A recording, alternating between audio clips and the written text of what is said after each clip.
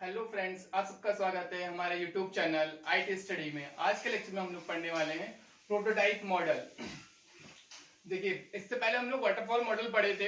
ठीक है, उसमें एक मेन ड्रॉबैक हमको मिल रहा था कि भाई अगर जो कस्टमर अगर कोई रिक्वायरमेंट हमको दे रहा है, ठीक है, तो वो क्या मिल रहा था, वो स्टार्टिंग में ही अपनी रिक्वायरमेंट हमें बता रहा था। उसके बाद हम लोग एनालिसिस करना शुरू कर रहे थे, ठीक है ना। उसके बाद फिर डिजाइनिंग, कोडिंग, ठीक है, टेस्टिंग, उसके बाद फिर मेंटेनेंस पहुंच रहे थे। उसके बाद ही कस्टमर अपना फीडबैक हमको दे पा रहा था, या उसकी अगर कोई भी रिक्वायरमेंट हमको लास्ट में ही हम लोग कम्युनिकेट हो पा रहे थे कस्टमर से अपने। ठीक है, तो क्या हो रहा था कि एक ड्रॉबैक मिल रहा था कि अगर कस्टमर को कोई चेंजेस करवाना हो अपने प्रोजेक्ट में, ठीक है ना, अपने सॉफ्टवेयर में, तो वो चीज करना बहुत ज्यादा कॉम्प्लेक्स हो जा रहा था। क्यों? क्योंकि हमारा सॉफ्टवेयर पूरा बन के कंप्लीट हो चुका है, उसके बाद हम उसको डिलीवरी कर रहे हैं, तब हमें कस्टमर बता रहा है कि भाई इसमें ये चीज हमको एड ऑन करवानी थी। ठीक, तो एक ड्रॉबैक था।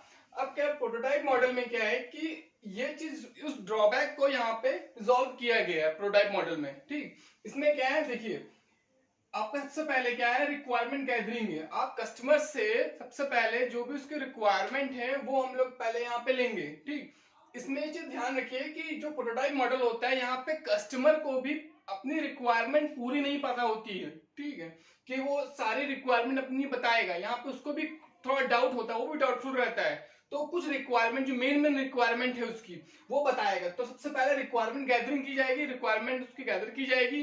ठीक है, उसके बाद क्या है, उस पर डिसीजन लिया जाएगा कि भाई जो इंपॉर्टेंट जो भी पॉइंट्स है उसकी जो रिक्वायरमेंट के अकॉर्डिंग, ठीक है ना, वो पॉइंट्स अपने जो डेवलपर होगा वो अपने बना बताएगा। ठीक है, उसके बाद वहां पे अपना जो भी है डेटा फ्लो डायग्राम वगैरह, ठीक है, वो सब बनाया जाएगा। यहाँ पे क्विक डिसीजन में फ्लो डायग्राम वगैरह बनाया जाएगा, जो रिक्वायरमेंट उसके अकॉर्डिंग फ्लो डायग्राम वगैरह बना। ठीक, उसके बाद हमने क्या किया, बिल्ड किया प्रोटोटाइप। प्रोटोटाइप का मतलब है एक सिंपल सा, हम लोग टॉयज है, एक टॉय है सिंपल सा।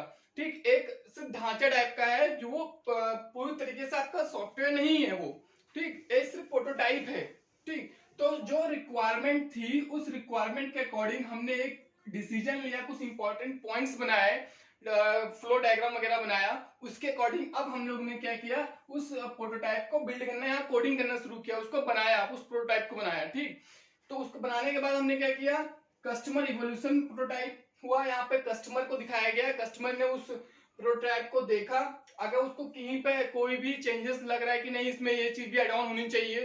क्यों? क्योंकि भाई प्रोटोटाइप मॉडल में क्या है कि कस्टमर को सारे रिक्वायरमेंट नहीं पता होगी उसको खुद ही, वो कुछ रिक्वायरमेंट्स अपनी मेन मेन रिक्वायरमेंट वो बताएगा यहाँ पे। ठीक है, यहाँ बनने के बाद जब देखेगा, जब वो, तो वो देखेगा कि भाई इसमें नहीं, ये चीज भी कुछ चेंज होनी चाहिए, कुछ एड ऑन करी जाए, कुछ फीचर्स। ठीक है, तो यहाँ पे अगर देखता है, अगर वो उस प्रोटोटाइप देखने के बाद सेटिस्फाई हो रहा है, ठीक है, अगर प्रोटोटाइप देखने के बाद सेटिस्फाई हो रहा है उस मॉडल को देखने के बाद, तो हम लोग नीचे यहाँ पे इस सारे फेजेस में जाएंगे, एक्सेप्टेंस बाय कस्टमर, फिर डिजाइनिंग, कोडिंग, टेस्टिंग, मेंटेनेंस, उसमें जाएंगे। ठीक, अगर इन केस वो प्रोटोटाइप देखता है और उसको देखने के बाद उससे लगता है कि नहीं, इसमें कुछ चेंजेस होने चाहिए अभी, ठीक है, तो क्या है, उसकी रिक्वायरमेंट को फिर से, अगर वो सेटिस्फाई नहीं हो रहा है तो उसकी रिक्वायरमेंट को फिर से गैदर किया जाएगा।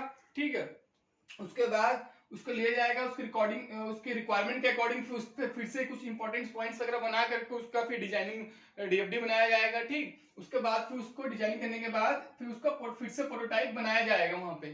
ठीक, उसमें चेंजेस किया जाएगा। उसका फिर से हम लोग कस्टमर को दिखाएंगे, कस्टमर हमारा रीचेक करेगा।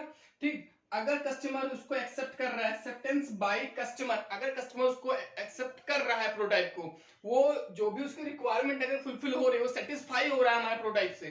ठीक, अगर वो सेटिस्फाई हो रहा है, तब फिर हम लोग नेक्स्ट फेज में आएंगे, डिजाइनिंग में। फिर हम लोग उस प्रोटोटाइप के अकॉर्डिंग डिजाइन करना शुरू करेंगे। अब हम लोग अपना यहाँ से जो ना डिजाइनिंग फेज से हम लोग यहाँ एक्चुअल जो मेरा सॉफ्टवेयर है, मुझे प्रोजेक्ट बनाना है, वो एक्चुअल सॉफ्टवेयर हम लोग यहाँ से बनाना शुरू करेंगे। देखिए, यहां से लेकर आपका एक्सेप्टेंस तक ये प्रोटोटाइप चल रहा है, प्रोटोटाइप। ठीक है ना, ये प्रोटोटाइप फेज है हमारा, यहाँ हम लोग सिर्फ प्रोटोटाइप बना रहे हैं। ठीक है, यहाँ पे वो सिर्फ एक डेमो के तौर पे एक छोटा सा दिखाया जा रहा है कि भैया ऐसा ऐसा आपका बनकर आएगा। ठीक है, उसके बाद जब वो सेटिस्फाई हो जा रहा है कि नहीं भाई ठीक है भाई, सिंपल सा एग्जांपल लेते हैं कि हम लोग जब कोई जैसे कोई कंपनी या फिर कोई मकान जब बनाया जाता है तो क्या किया जाता है भाई, 3D आर्किटेक्चर बनाया जाता है उसका, ठीक है। तो उसमें उसके बाद उसी में कस्टमर को दिखाया जाता है, कस्टमर उसी में चेंज करवाता है, नहीं भाई इसकी इस रूम को थोड़ा बड़ा कर दो, इसको छोटा कर दो इसको, ठीक है।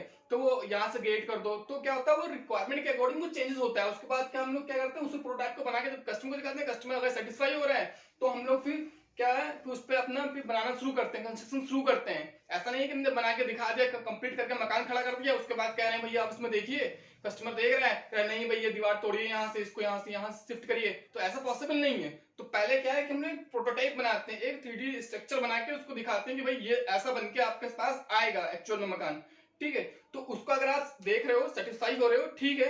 अगर इसमें कोई भी आपको चेंजेस करवाना है तो अभी आप चेंजेस करवा दीजिए। तो वही चेंजेस हो रहा है, रिक्वायरमेंट ले रहे हैं, फिर उस पर डिसीजन लेकर के फिर से हम उसमें चेंज करके उसको बना रहे हैं और फिर से कस्टमर को दिखा रहे हैं।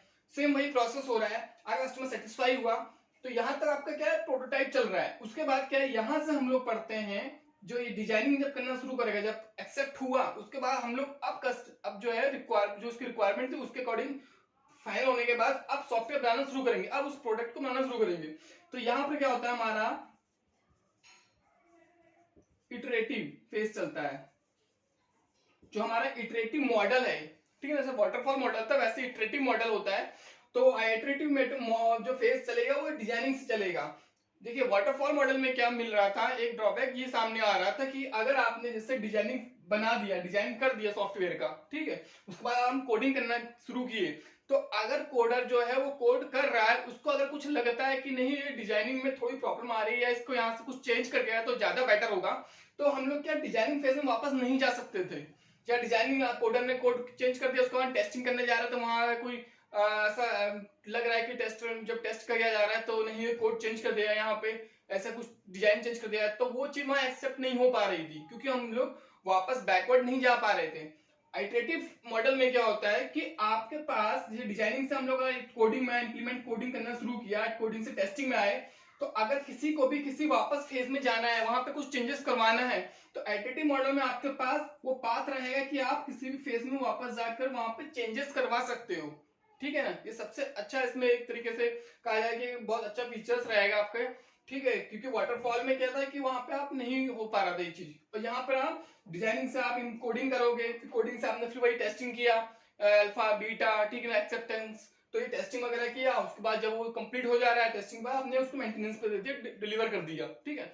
अगर लास्ट तक भी आपको कोई प्रॉब्लम लग रही है तो भी आप क्या कहते हैं, वापस आप टेस्टिंग कर सकते हो, वापस आप कोड फिर से करवा सकते हो, डिजाइनिंग करवा सकते हो, आपके पास आप बैकवर्ड भी जा सकते हो, यहाँ पर ये मिलेगा आपको, ठीक है।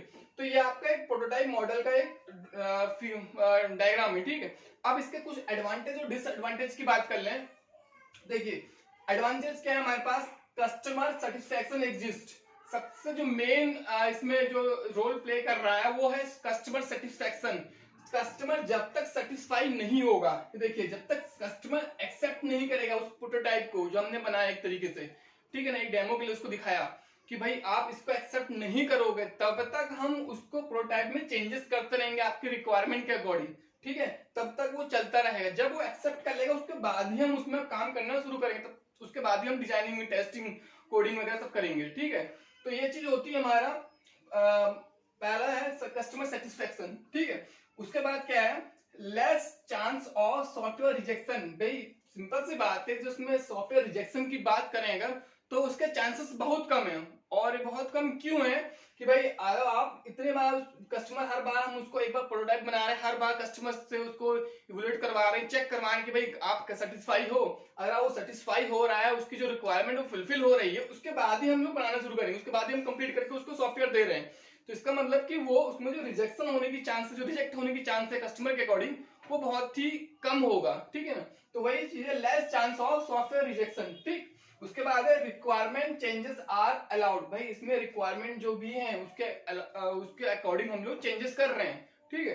तो जो भी है उसमें कस्टमर अगर चेंज करवा रहा है कि नहीं इसमें ऐसी चीज, इसको एड ऑन करिए फीचर, इसको हटा दीजिए, रिमूव कर दीजिए वहां से, तो वो चीज हम लोग इसमें अलाउ है इस मॉडल पे, ठीक है।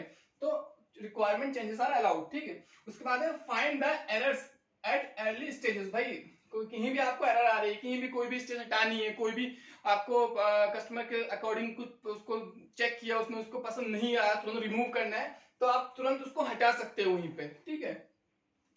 उसके बाद क्या है, कस्टमर इन्वॉल्वमेंट। भाई इसमें कस्टमर आपका स्टार्टिंग से लास्ट तक रह रहा है आपके पास, ठीक है ना, उसकी कम्युनिकेट हो रहे हैं, उसकी जो रिक्वायरमेंट उसको सुना जा रहा है, तो उसकी जो इन्वॉल्वमेंट है कस्टमर की आपके साथ, वो हमेशा रहेगी, ठीक है। और वाटरफॉल मॉडल में क्या था कि कस्टमर आपको खाली इनिशियल फेज में मिला, जब आप फैसिलिटी स्टूडियो पहुंचे, जब आपने रिक्वायरमेंट एनालिसिस किया वहां पे मिला, उसके बाद आपने डिजाइनिंग, कोडिंग, टेस्टिंग, मेंटेनेंस तक पहुंचे, तब आपको जो मेंटेनेंस पे पहुंच रहे हैं, आप डिलीवर कर रहे हो, तब आप कस्टमर से मिल रहे हो, तब कस्टमर प्रोडक्ट देख रहा है कि भाई हाँ ये प्रोडक्ट मिला है मुझे, ये सॉफ्टवेयर मिला है। अब उसमें अगर कुछ भी प्रॉब्लम आ रही है, कोई भी उसको चेंज करवाना है, तो वो चीज पॉसिबल नहीं थी वहां पे, ठीक है। तो इन्वॉल्वमेंट यहाँ पे कस्टमर का ज्यादा रहेगा, यहाँ हर फेज में उसको इन्वॉल्वमेंट रहेगा कस्टमर का, तो कस्टमर इन्वॉल्वमेंट रहेगा, ठीक है ना। उसके बाद क्या है, प्रोटोटाइप कैन बी रीयूज्ड। भाई आपने प्रोटोटाइप जो बनाया, ऐसा नहीं है उसको फेंक दे रहे हो, वो खराब हो गया, आपने बनाया, उसमें कोई भी चेंजेस करने हैं, आप उसमें एड ऑन करके चेंजेस कर दे रहे हो, ठीक है, उसी में आप उसको फिर से रिफाइन कर दे रहे हो, ठीक है। तो उस चीज को आप यूज कर सकते हो, जो आपने प्रोटोटाइप बनाया है उसको आप रीयूज कर सकते हो, ठीक है। तो ये तो कुछ उसके एडवांटेजेस हो गई। अब डिसएडवांटेज की बात करें, टाइम कंज्यूमिंग। भाई सिंपल सी बात है, हर बार आप प्रोटोटाइप बना रहे हो, उसमें चेंजेस कर रहे हो, उसके बाद कस्टमर उसको चेक कर रहा है, कस्टमर को अगर वो नहीं पसंद आ रहा है, ठीक है, तो वो क्या कर रहे हो, आप फिर से उसकी रिक्वायरमेंट ले रहे हो, फिर से उसमें डिजाइनिंग कर रहे हो, उसके बाद फिर से प्रोटोटाइप बना रहे हो, फिर चेक करवा रहे हो, तो क्या हो रहा है कि इसमें टाइम बहुत ज्यादा लग रहा है आपका, ठीक है। तो उसमें टाइम लग रहा है, जब तक वो सेटिस्फाई नहीं होगा कस्टमर, तब तक आप क्या कहते हैं उसको बनाना नहीं शुरू कर पाओगे, ठीक। तो ये क्या है, इसमें टाइम कंज्यूमिंग बहुत होगा ये, ठीक। इंक्रीज सिस्टम कॉम्प्लेक्सिटी, इसमें कॉम्प्लेक्सिटी बहुत ज्यादा हो जाएगी, जब बार बार चेंजेस होगा, बार बार क्या कहते हैं उसको चेक किया जाएगा, ठीक है, तो थोड़ा कॉम्प्लेक्स हो जाएगा, ये कॉम्प्लेक्सिटी हो जाएगी इसमें, ठीक है। इन्वेस्टेड एफर्ट में भी टू मच। भाई सिंपल सी बात है, जब इतना ज्यादा वर्क होगा, बार बार उसको चेंजेस होगा, बार बार रिक्वायरमेंट चेंज हो रही है कस्टमर की, तो क्या वहां पे जो एफर्ट हमारा एफर्ट लगाना, जो मेहनत लग रही है, वो बहुत ज्यादा लगानी पड़ेगी। भाई जैसे वाटरफॉल में कहता है, इससे बाद में एक बार पूछ लिया हमने, एक बार कस्टमर से स्टार्ट किया वाटरफॉल मॉडल में काम करना शुरू किया, लास्ट में उसको दे दिया, ठीक है। तो जो हमारा काम हो रहा था उसमें हम लोग को बार बार चेंजेस नहीं करना पड़ा, तो हमारा जो एफर्ट लग रहा था वो इतना नहीं लग रहा था। इसमें क्या, हर बार आप चेंज कर रहे हो, कस्टमर को दिखा रहे हो, वो सेटिस्फाई नहीं हो रहा, फिर से चेंज करवा रहे हैं, फिर से बना रहे हैं, ठीक है ना। तो क्या हो रहा है कि यहाँ पे हमारा जो एफर्ट लग रहा है, जो मेहनत लग रही है, वो ज्यादा लगेगी, ठीक है। अगला है कस्टमर में गेट कंफ्यूज। यहाँ पर क्या है, कस्टमर आपका लास्ट तक ये चीज उसके मन में रहती है कि नहीं इसमें ये भी चीज करवा दें, ये भी चीज चेंज करवा दें, ये हटवा दें, ये डाउन करवा दें। तो अगर प्रोटोटाइप मॉडल वहीं पे यूज किया जाएगा जहां पे कस्टमर पूरी तरीके से रिक्वायरमेंट को नहीं अपनी जानता होगा, उसको कुछ ही रिक्वायरमेंट बताया कि मेरा इंटरफेस ऐसा होना चाहिए, मुझे ऐसा चाहिए, ठीक है ना, उसमें एक दो पेज लॉगिन होना चाहिए, डेटाबेस ले रहा हो, ठीक है, और उसको शो किया जा रहा हो, ठीक है। उसने सोचा खाली इतना बता दिया, खाली यहाँ पे रिक्वायरमेंट ले ली गई, उसका जब बनाया हमने दिखाया ऐसा कि भाई लीजिए ऐसा है, उसका उसने सोचा नहीं यार इसमें कि कुछ इमेजेस भी आनी चाहिए, कुछ वीडियोस के ऑप्शन भी होने चाहिए, ठीक है, और कुछ डेटा भी शो करना चाहिए। तो वो चीज क्या है, जब उसको उसको खुद ही अपनी रिक्वायरमेंट नहीं पता, वो जब प्रोटोटाइप देख रहा है, वो डेमो को देख रहा है मॉडल के, तब वो उसको देख कर इंप्रूव कर रहा है मॉडल में कि हाँ भाई इसमें ये चीज भी एड ऑन हो, ये चीज भी एड ऑन हो, ठीक है। तो इसमें कस्टमर स्टार्टिंग से लास्ट तक खुद ही थोड़ा कंफ्यूज रहेगा कि भाई रिक्वायरमेंट जो है वो पूरी हो रही है कि नहीं हो रही है, ठीक है। तो ये चीज होती है हमारा प्रोटोटाइप मॉडल में। आज के लेक्चर में बस इतना ही, आगे हम लोग एसआरएस पढ़ेंगे, वो क्या होता है और इसमें कौन कौन से कैसे एसआरएस बनाया जाता है, ठीक है। और इसमें किसी को कोई डाउट हो कहीं पे तो मुझसे कमेंट बॉक्स में पूछ सकता है। वीडियो को लाइक जरूर कीजिएगा और चैनल पे पहली बार आए हैं तो सब्सक्राइब जरूर कीजिएगा। आज के लिए बस इतना ही, थैंक यू।